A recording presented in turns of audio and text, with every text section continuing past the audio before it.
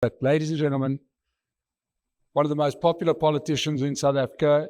Could you imagine taking a selfie with any ANC minister? Would you recognize them if they were in the room? But somebody has made an impression on the South African scene, our Minister of Sports, Arts and Culture, Mr. Gayton Mackenzie.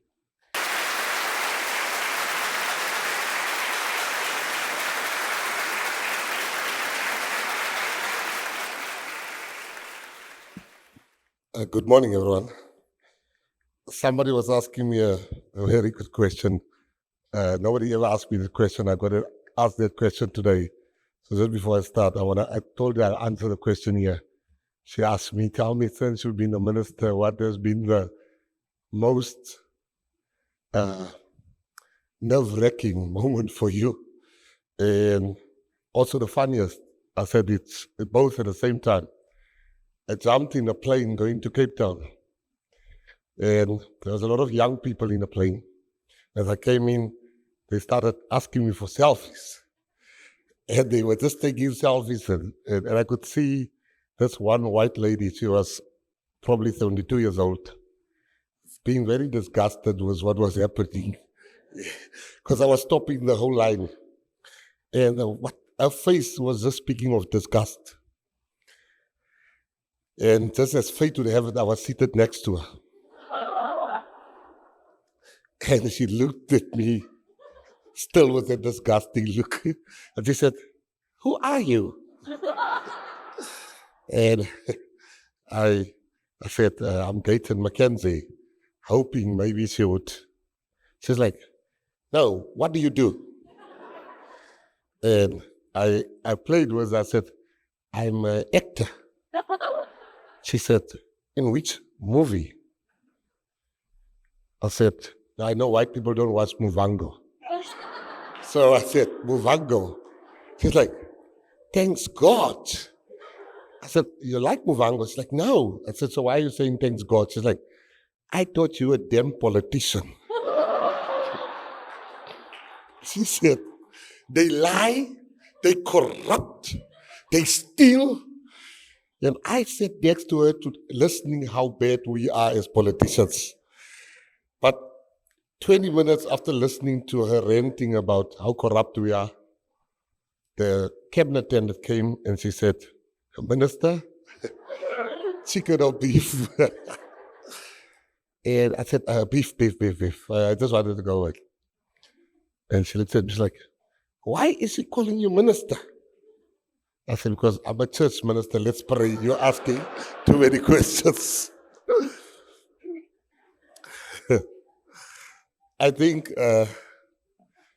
before I speak, let me tell you what I'm going to speak about. So I'm going to speak about a little bit about sport, arts, a little bit about that. I want to speak about our relationship with America. I want to speak about the vet issue. I want to speak about the GNU. I want to speak about the other side of the coin, and then I want to speak about the poll that you just saw my good friend put up there. Now I speak about the relationship with the DA. I think I was just told, I wasn't here yet, that it was said, Mike said that the DA hates us. I think that is an understatement. They despise us. But they got a good reason for that.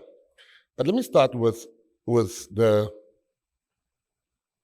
vet issue, which I think is the most critical. You know, most white people will ask black people this question.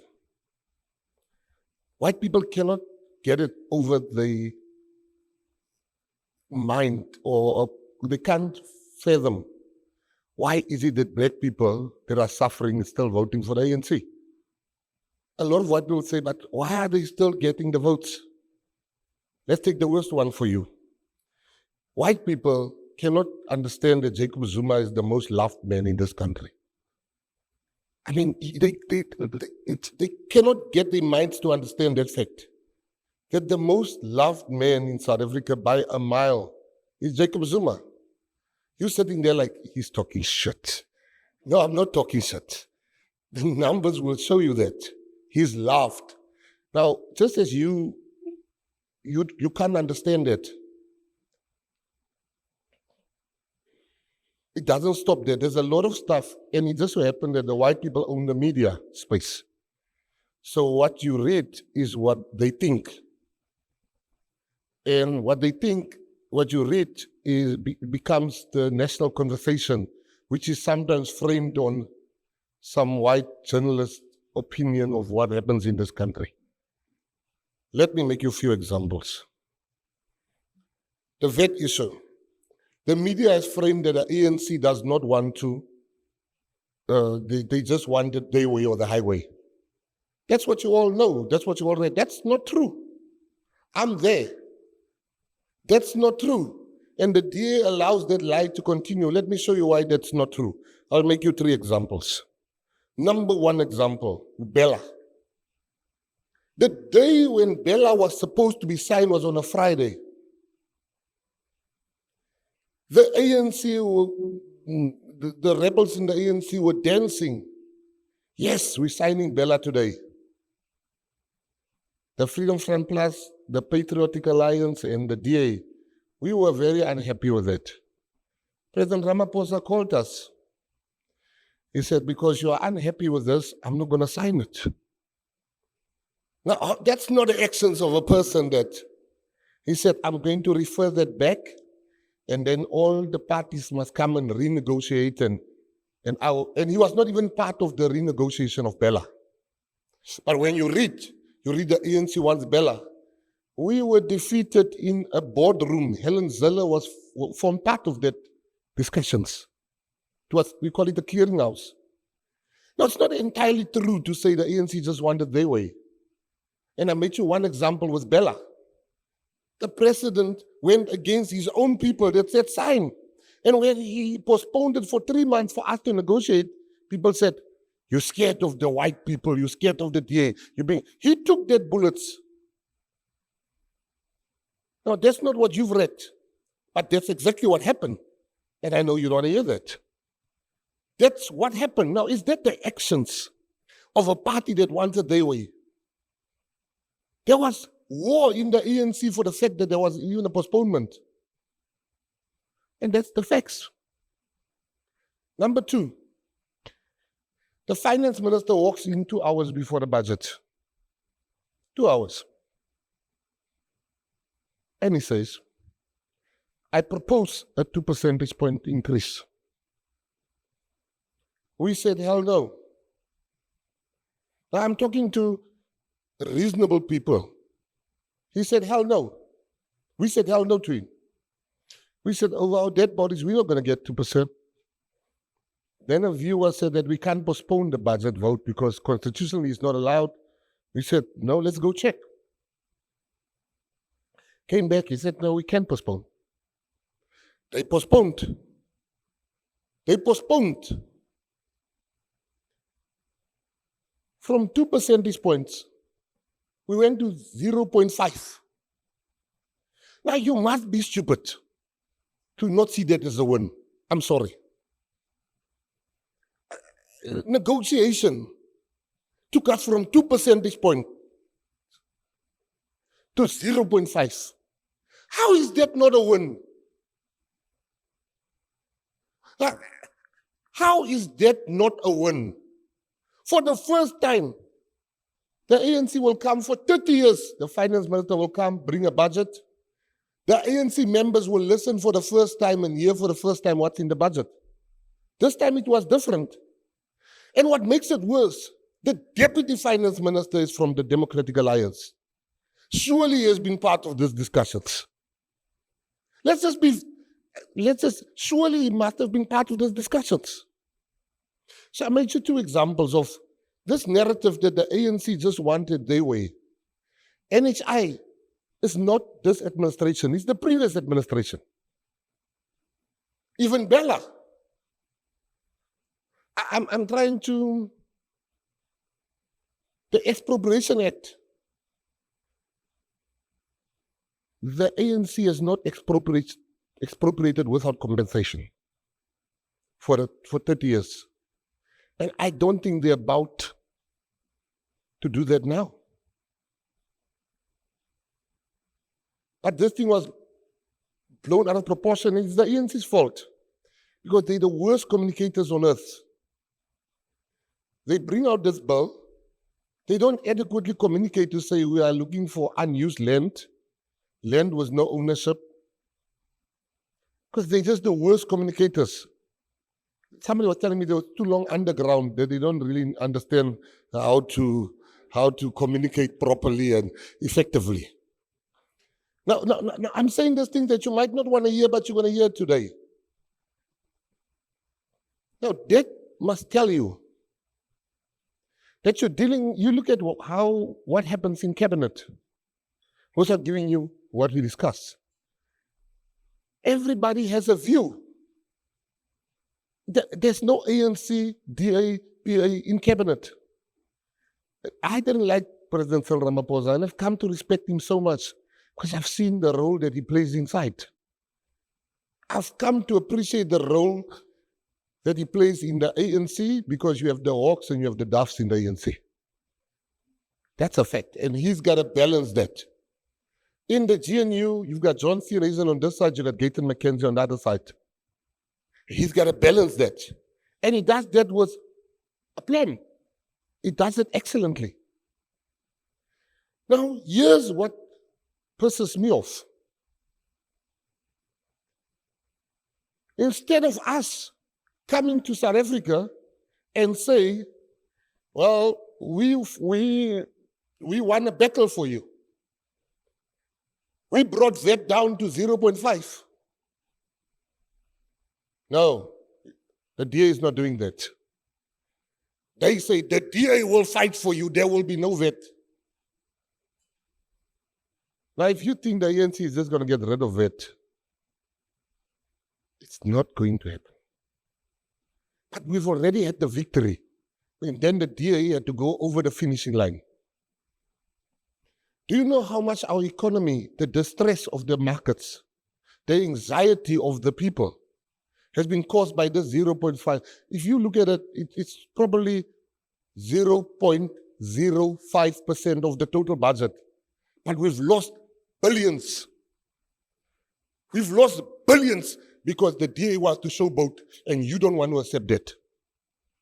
They are showboating. They are beating the chest. Where does Bella come into the budget discussion? It's like arguing with your wife about leaving the toilet seat up and then she talks about what you did in 1986. 1986, you text that woman, if there was even text that time. That has nothing to do. So we can't be doing a power play at this stage where people are so positive about the GNU.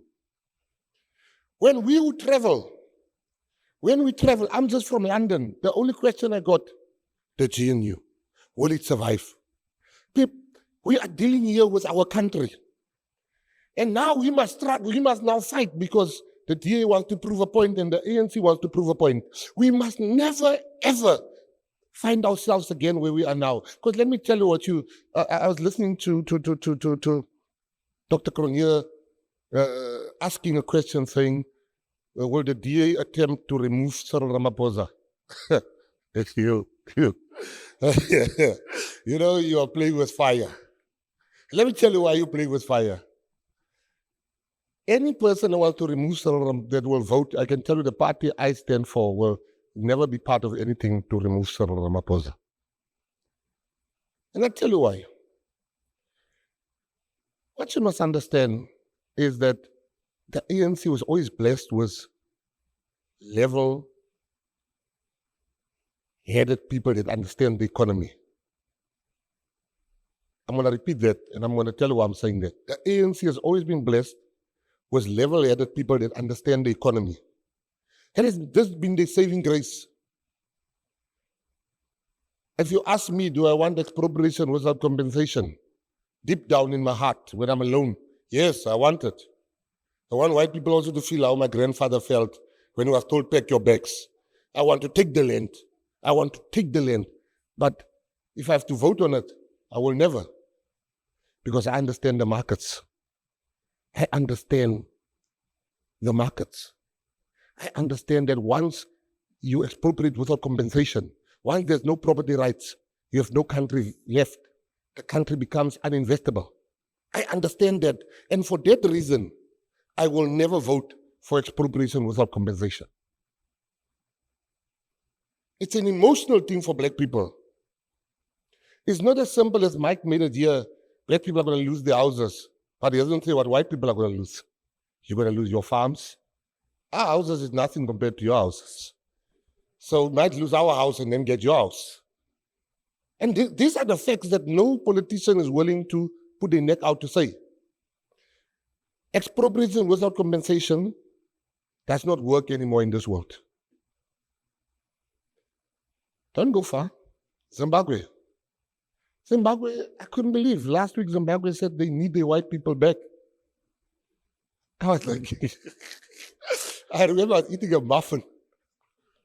And I told Kenny, I said, Kenny, did you read here? He said, what? I said, the Zimbabwe wants the white people back and they're paying them $20,000 for chasing them away. Kenny said, gee, are you sure that's not a Dhaka muffin or a... So I'm saying to you that expropriation without compensation, the ANC is not just, it has been taken out of context.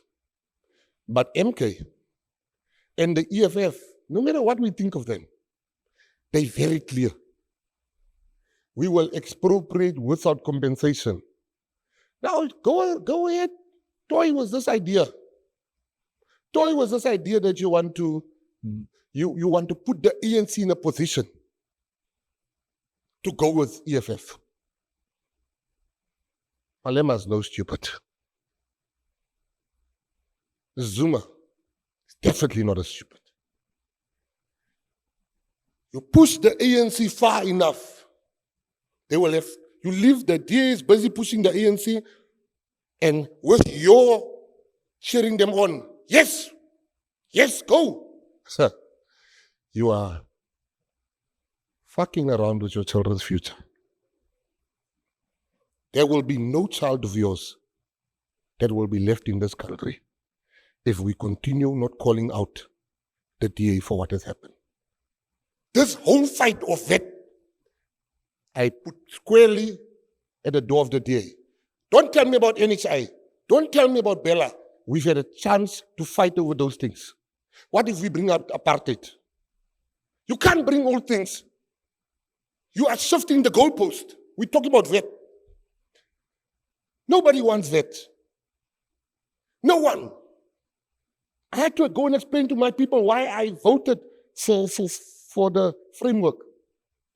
And why am I going to vote for 0.5%? Because once again, our government is not good in communicating. They should have said that they are increasing the grants. They should have said that we have another choice, not we want to go and borrow some money. We can borrow some money, but we don't want to burden the future youth with more debt.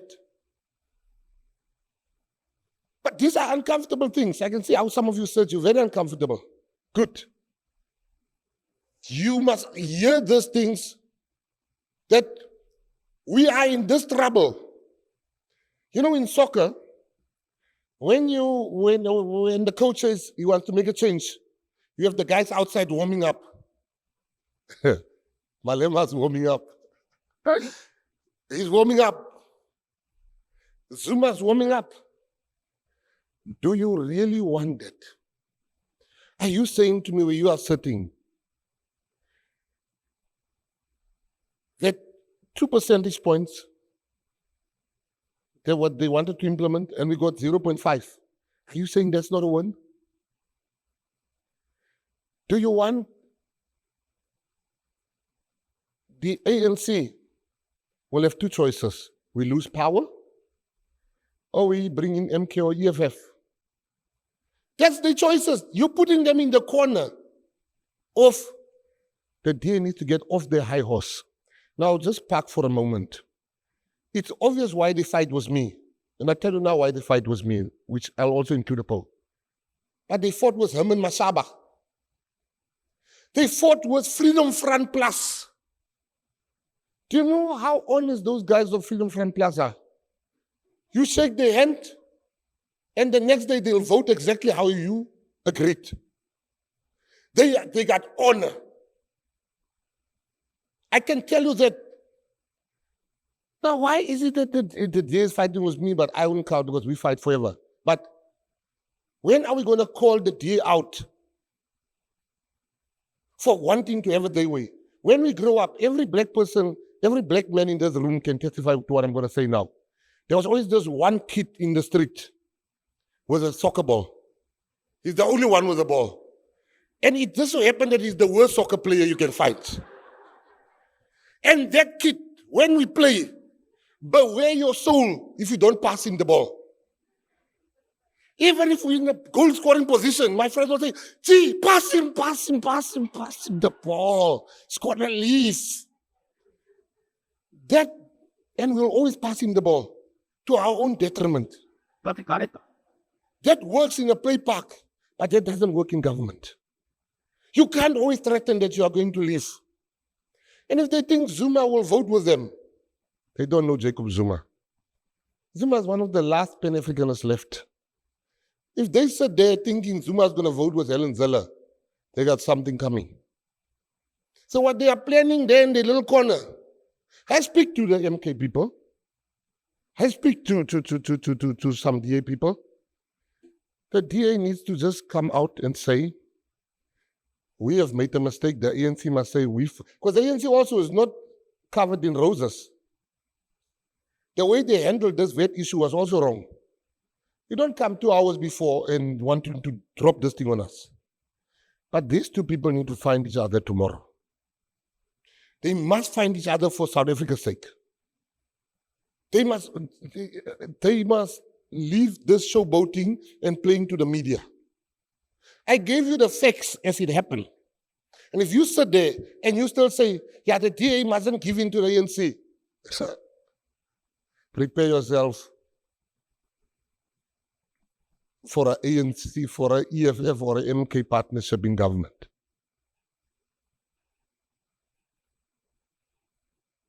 So, concluding that point, what should happen now? John Steenhuisen should man up. CYRIL Ramaphosa and John Steenhuisen should sit in a room. We should vote for a 0.5 percentage point until we can reduce it gradually. And there should be no showboating. There should be no who won. This is not about who won or who lost. This is about South Africa. The ANC might win this fight tomorrow. The DA might win this fight tomorrow. But in both scenarios, the country is losing. This is the perfect time to put country before party. And if you as a South African still have any other beliefs, when the shit hits the fan, just know that you have helped throw that shit. Because it's time for us to call out when people are wrong.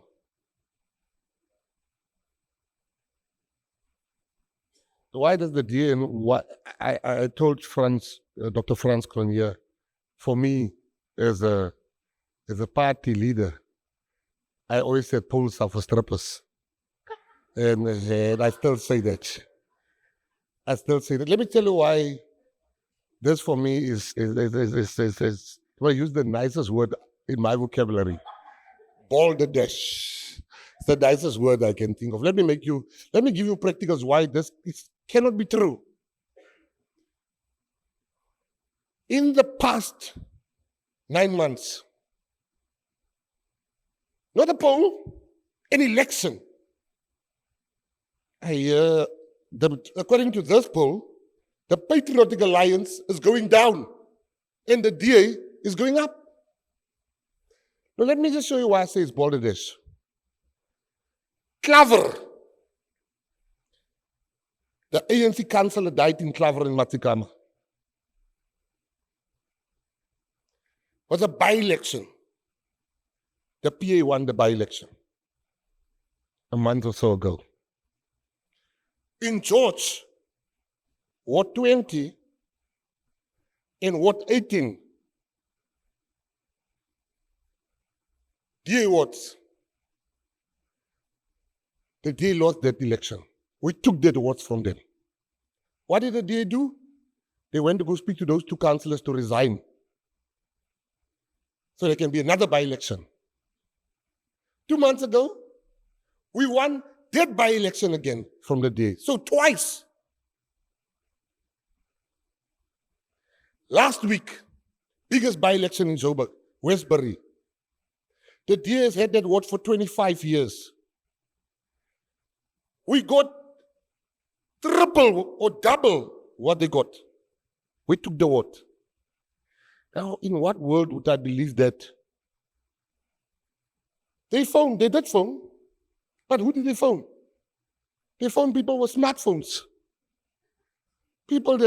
My people don't answer private numbers. They wouldn't understand that. Because private numbers is the person saying, when are you paying your account? So that poll, if that same poll was done in Westbury, the numbers would have looked different. I believe when people take out polls, you must say which area you phoned, which color people you spoke to. If you phone colored people now, they're going to say PA is the best. You phone white people, they're like, Hawkins Callums. That's what they will say. And that's just a fact. So I think in future, when you bring out the poll saying the party I belong is going down, give us who you called, which area they're from. That's just fair. Because I showed you 5 areas where we just won in the past by-elections. If they called in that area, the poll would have looked differently. So all I'm saying to you is that anybody in the ANC, I'll give you my poll, because I'm on the ground. Anybody in the ANC that can stabilize the ANC at 40% would have done a damn good job after CYRIL Ramaphosa. If you can stabilize it at 40%, because the ANC is not going over 40%, I don't care what. I can tell you what, Zuma is going to overtake the DA. Zuma is going to totally annihilate the IFP. We, South Africans, vote according to color. Let nobody lie to you. Black people vote for black parties. Coconuts.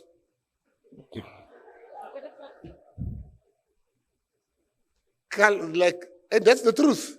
White people, they'll vote Freedom Front Plus or DA. You vote for Freedom Front Plus or DA. I can't see white people saying, let me see, I like what Zuma said. Let me give my vote to Zuma this time. Now, colored people used to vote for the DA because they despise the ANC. Rightly so, for what the ANC has done to them. Because the ANC didn't represent, representation matters. The colored people used to vote for the ANC. Representation matters, and the ANC then didn't put colored people nowhere in positions. Instead of the DA learning from the mistakes of the ANC, they're doing the exact same thing. They got 6 ministers. They got 6 deputy ministers. The majority of the voters are colored. They can't even find themselves to put one colored. In 12 positions, representation matters. And what am I doing? I just come and said, julle sien nie vir ons, kyk, ons is hier daarso nie. Ons het vir die wit mense gewout. Hulle het ons opgefok. Ons het vir die swart mense gewout. Hulle is besig om ons op te fok. Kom ons vote bietjie vir onsself, mense. And that is the truth. That's why we're going to win. And yesterday, and may his soul rest in peace, the councillor died in Mossel Bay. The DA's had that vote that thing for 30 years. That what? 28 years. I'm going to win that what? The Patriotic Alliance is going to win that what? And the DA knows. That's why they're coming with lawfare to me. They accuse me of everything that's wrong. And they don't understand. You know, there's something that I think it was, somebody explained this, it was Penuel that explained this. White people will say, he's lying. And you ask, why is that man lying? They're like, he couldn't even look me in the eye. That's white people. I'll make you 2 examples. White people will say, and you'll see my point I'm going to make. I'm going somewhere with this. White people will say, he's lying. Why? He couldn't look me in the eye. Black people see looking an elder in the eye as very disrespectful. Not looking you in the eye. That's the first example. When we got white teachers for the first time in colored schools, I was taking the principal's office because I knew the answer. And I did this. You don't snap your fingers at me. Come, let's go to the principal's office. I was very proud because the first time I'm in the principal's office for knowing an answer. I'm usually there for not doing homework, but this time I knew the answer. But it is not being seen as disrespectful when you do this. It is seen as eagerness to answer. But when you snap your fingers, I'm showing you examples. A black man will walk, a Zulu man will walk in front of a lady in the door. Oh my word, chivalry has died. But in his culture, he must see the danger first. So those are the things. Now what the DA is doing with me, they print 1 million posters before every by-election. Like 1 million or 500,000, probably 10 million, because I see them everywhere. Saying, Gayton came from jail. Gayton is a criminal. Now then they drop it in Westbury or by an auntie whose child is also in jail.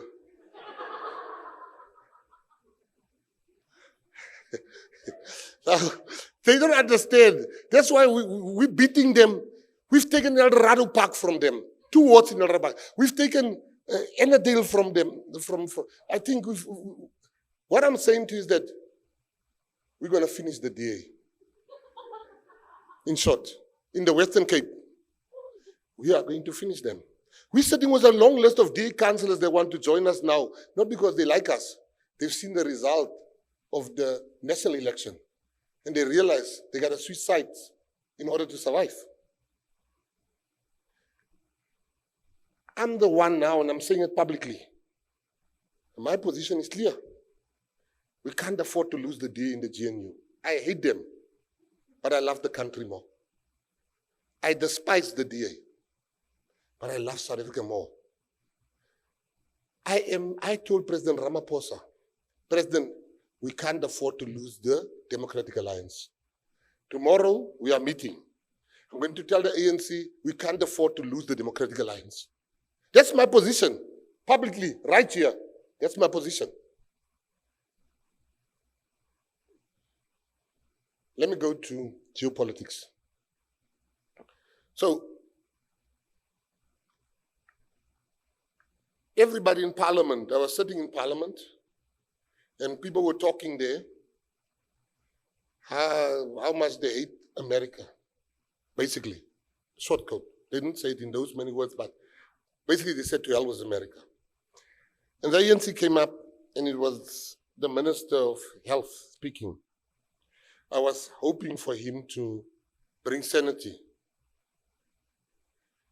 He said nothing insulting towards America, but he didn't say something that can rescue the situation. So I'm going to repeat what I said. I said, America and South Africa, when we fight, we're both going to lose. But South Africa is going to lose more. So I'm saying to you here today, we are playing with fire. Our biggest threat in South Africa today is unemployment. It's the biggest threat. Don't listen to people that say nonsense like, this country will never burn. This country nearly burned. Nearly burned. Our authorities lost control with the Durban riots. They don't want to admit this. The SEPs, I'm told, were borrowing bullets from security companies. Why would we want to risk that? You have 50% of youth unemployment. That's dangerous. That's why the Zimbabweans of this world, the DRC, the Mozambicans, they send in their youth to South Africa because they understand the risk of having unemployed youth in your country. That's why they send in the risk to us. And some of you are giving those risks a job. Do you know that most of them come straight from jail into South Africa? In Cape Town, a man worked there for 18 years on a farm, head of security, only for Interpol to come and get him, that he killed more than 5,000 people in Rwanda. None of you has vetted these illegal foreigners that work in your yard, that work in your house. You don't know who these people are, but you embrace them.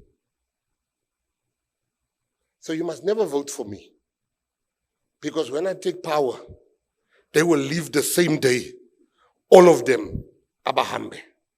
There will not be one left in this country. Because illegal foreigners, if they leave, it helps us to sort out some of our unemployment problem. So I'm saying to you, when they do something to your kid one day, or to your husband or your wife, you must take part of the blame. Because you've put somebody in your house that's not documented. You don't know their real names. You don't know where they stay. And if you have medical aid, you must not talk about, no, but they have nowhere to go.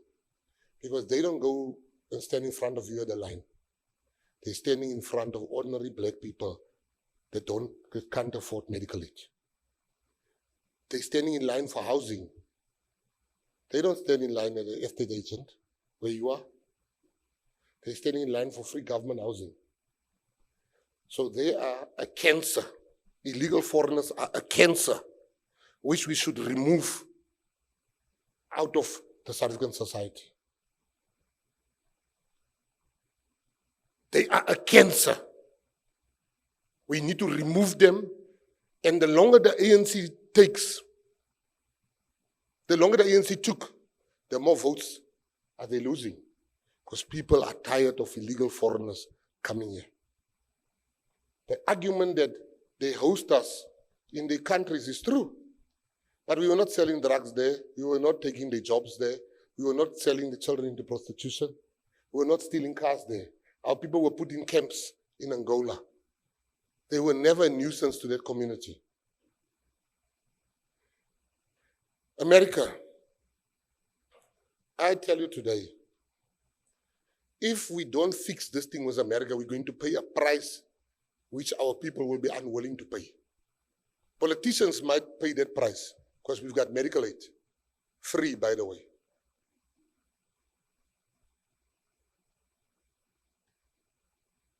The price we will pay, we will only feel when the factories are closing.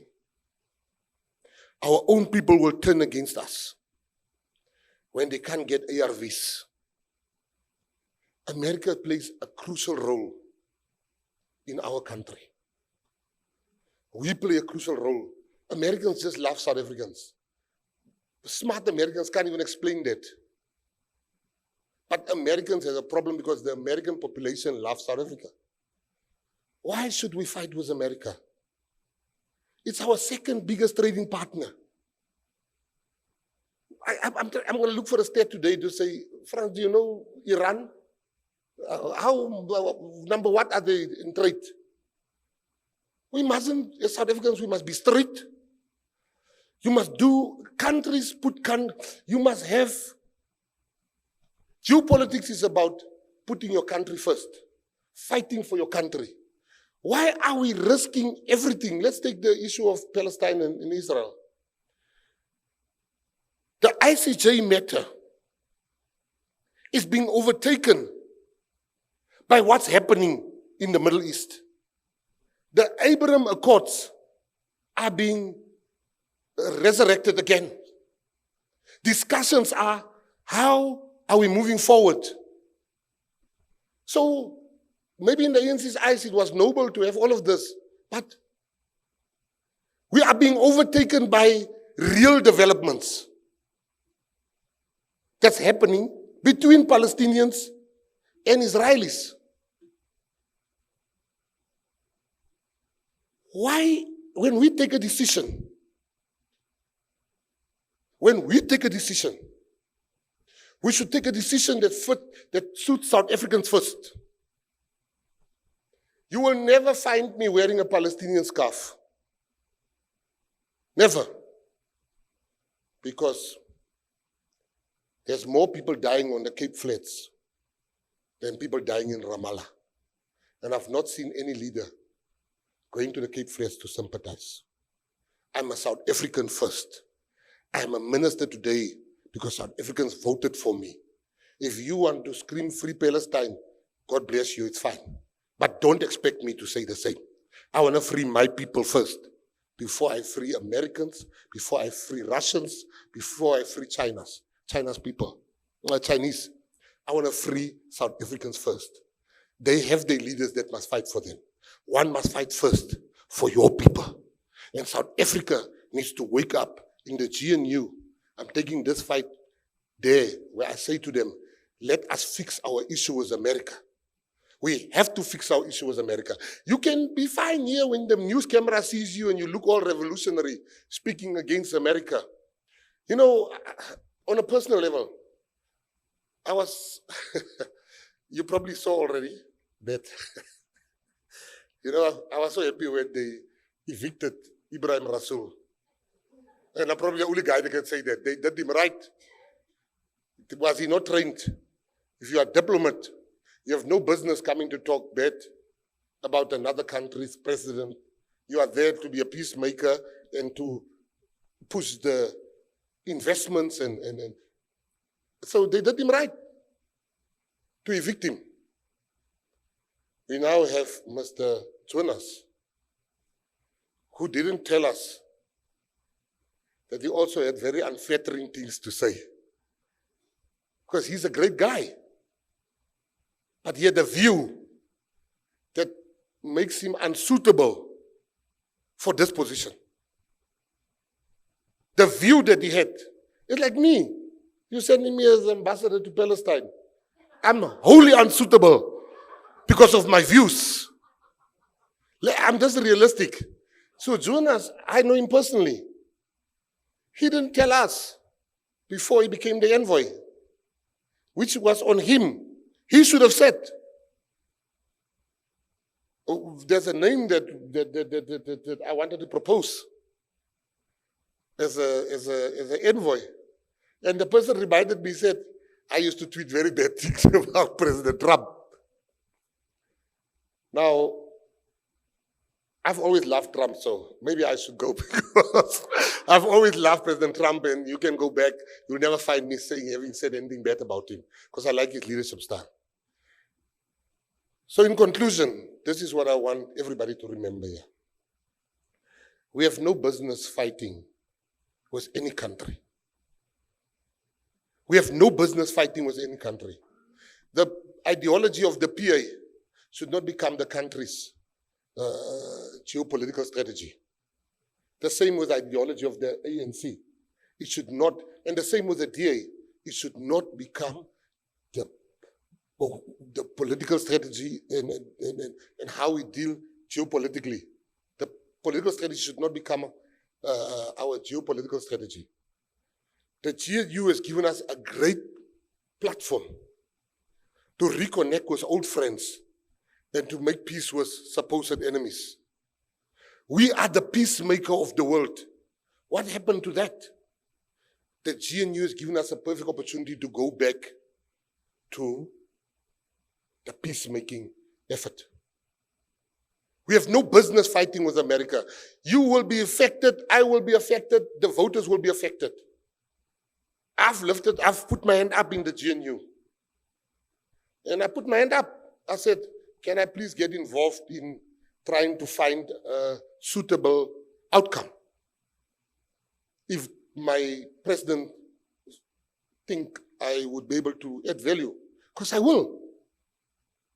We've got tons and tons of coal.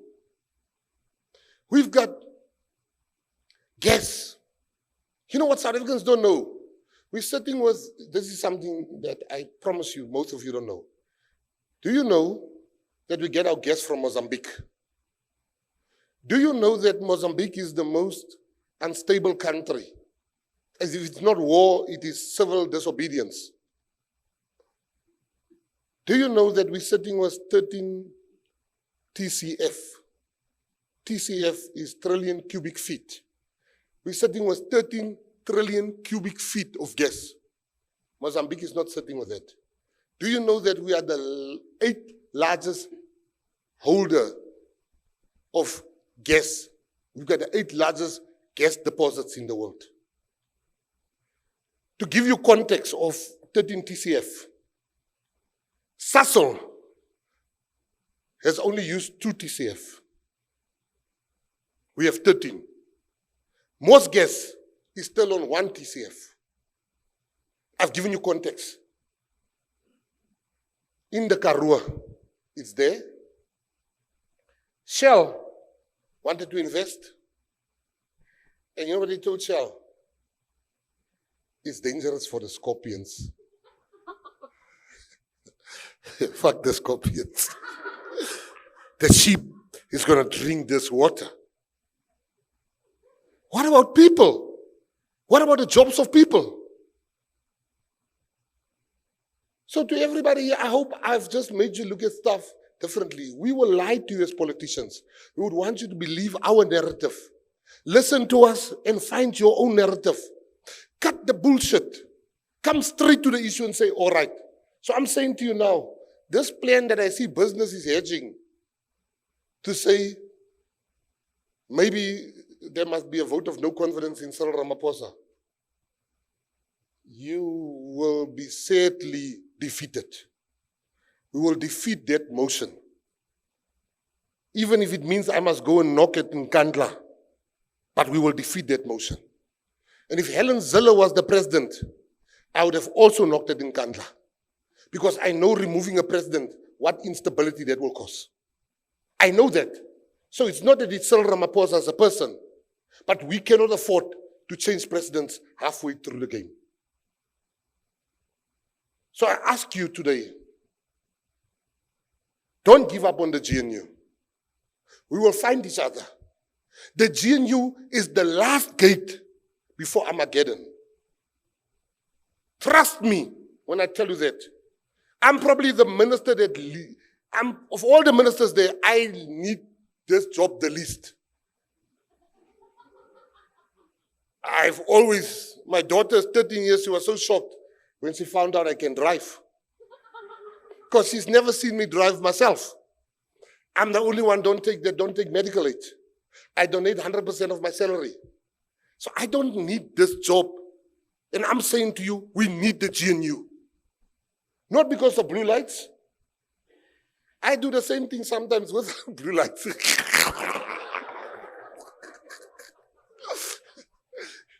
But what I'm saying to you is, the GNU is needed. You ask any ambassador, any high commissioner, anybody, it's a good news story. Let us not let ego spoil the GNU. The GNU is our baby. And I will advocate for the GNU. They can say I advocate for blue lights. It's okay. I'm advocating for South Africa because I looked at the other side of the gate. I know what is awaiting us if the GNU crumbles. All of us here, your life will never be the same as you know it. So the message that should go out, and I'm not even here for the votes. People say stuff, I don't want your votes. Because when I get your votes, then you call me every day. Why did you take that decision? Why did you do that? I'm here today to tell you that South Africa is a great country. We have missed the bullet. The day Chris Hani died, and Mandela stopped this country, and he said, a white man killed Chris Hani, and a white woman made us arrest him. was the day we missed the bullet. Was the day we missed the bullet. Now we want to go and search for that bullet that we missed. We should not do that. Let us become the peacemaker in the world. Let us hold hands and make sure that GNU survives. I'm going to vote for 0.5% VAT on one premise, that we must find ways to reduce that 0.5% to zero. Because I understand, not the way that Mike understood it. When they were saying that it helps the poor people, the 0.5% creates more jobs. It's a fact. You can't argue that. Use 3 ways of getting tax. VAT, income tax, corporate tax. One of those 3. But corporates has been taxed to death. The middle class has been taxed to death. So we say everybody pays VAT, but not everybody pays corporate tax. Not everybody pays personal tax, but everybody pays VAT. So we said, let us all pay VAT. Let us take the problem and try to solve it. It is not a good news story. But you know what? It is. There's some guys that just drink a certain beer here. You just drink Castle Light or Heineken. When you get to a bar, and you look in the bar, and they don't have what you drink, you're like, what do you have? I have this. I have this. And that's not your preference. But you'll drink, let's say, a Windhoek lager. Because you don't want to stand the whole night drinking cold drink. So this is nobody's preference. But for now, because there's still a door open. The smart people in the DA, the smart people in RISE, the smart people in the PA, the smart people in the ANC, where we can lower that. But let us not throw away a country because of 0.5%. Thank you very much.